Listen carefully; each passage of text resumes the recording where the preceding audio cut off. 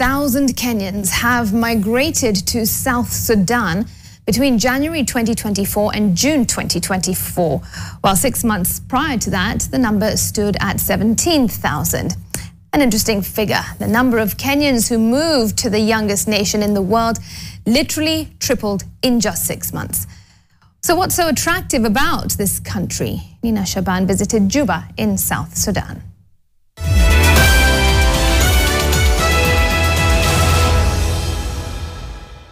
Last year, we visited Burundi's Bujumbura for the East Africa Community Micro, Small and Medium-Sized Enterprise Trade Fair.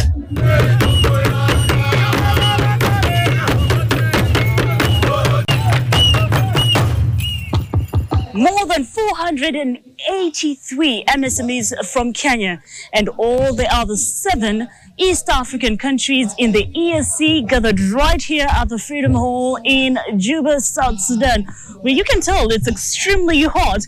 That way they can showcase their businesses to each other and tap into the business opportunities.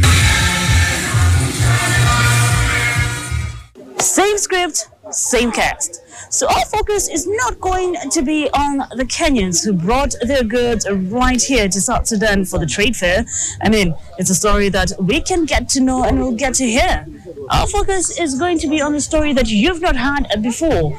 The Kenyans who are doing business and already living in South Sudan.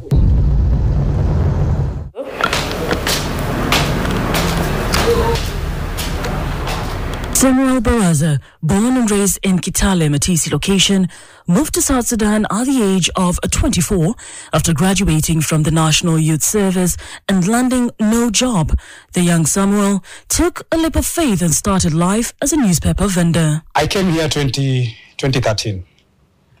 And during that time, South Sudan had just attained its independence. And everyone was talking about South Sudan being the newest nation and which is under development.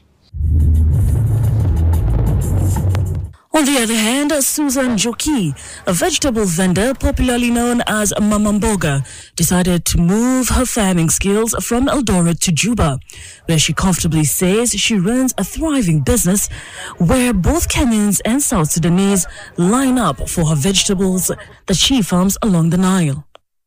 Nimekuwa hapa miaka mingi 10. Nilikuja kwanza 2013 kuwa mkulima. Nimeajiriwa. Nikaajiriwa mwaka moja. Nami nikaanza kufanya bidii, nikaanza kulima. I would walk in the street of Juba, and you can imagine I was the only Kenyan selling newspaper in Juba by that time. So I sold newspaper for a period of 9 months.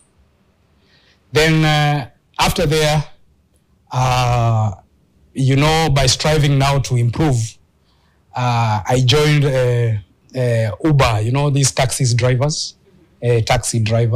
After 4 years of taxi driving and showcasing his ability to convince, Samuel's skills drew one of his customers to him, a managing director at the leading insurance firm who gave him an insurance agent job. I did a lot of networking, and I understood the topography of the market in South Sudan. So that is what has compelled me to where I am today. Compared to South Sudan, one would assume it's easier to work, study and live in Kenya. So why has the number of Kenyans in South Sudan tripled in the last 6 months? In Kenya, I would say the competition is very high also. The competition is very high. And in Kenya, we are also limited. Hata kwetu nilikuwa nikilima lakini sikuona siku improve. Nililima nikakuwa mkulima, lakini mkulima tu wa kukula. Watoto wangu wasomi, watoto wangu waendelei, lakini kutoka 2013 nimesomesha watoto wangu wote. Not only is Susan able to cater for her children's education, but lifestyle as a whole. Of recent, why people are flooding, I would say it's because of unemployment, lack of unemployment in Kenya. That is really the drive that is making people to flood in South Sudan. Ni kuzito kwa sababu mabiashara hakuna, mamigomo, vitu kupanda, kusumbuliwa. Hata kwa barabara kama hii tunauzia mavitu hivi afadhali, huko hakuna. Penye unaweza simama tu ujisaidie, hakuna. Sasa ni unaona mara nyingi tunakaa nchi ya mashida lakini unavumilia. Sentiments from Susan Mangeni, Principal Secretary for the Migrate Small and Medium Enterprises. The opportunities of employment and doing business in South Sudan are becoming more visible and the environment is becoming more conducive. We expect to see more numbers, to see very high influx of Kenyans coming into South Sudan. And probably why are we having this happening is because Kenya have been like the caretakers of the South Sudan government and the people of South Sudan. You'll agree with me if you walk around these streets and you find most elite South Sudan have gone to school in Kenya. Most of them have grown up in Kenya. Mangeni adds that South Sudan chairing the East African community has heavily contributed to the country opening up. But for those of us who are thinking of moving, it's not all rosy. The cost of living here is expensive. I'll say it's expensive. It's expensive. Right from, I'll tell you, just renting a rent, in terms of the rent, you know, a single room goes for $500. Yeah. And then, you know, also you've not factored in the cost of food, transportation. Regardless the high cost of living, both Samuel and Susan say it's better to live in this northern part of Africa than live in Kenya. Back home, compared to South Sudan, first of all, it's not comparable. One, because we look at South Sudan as an emerging market. When it's an emerging market, a new market, systems are still forming up. Those regulatory framework are still forming up.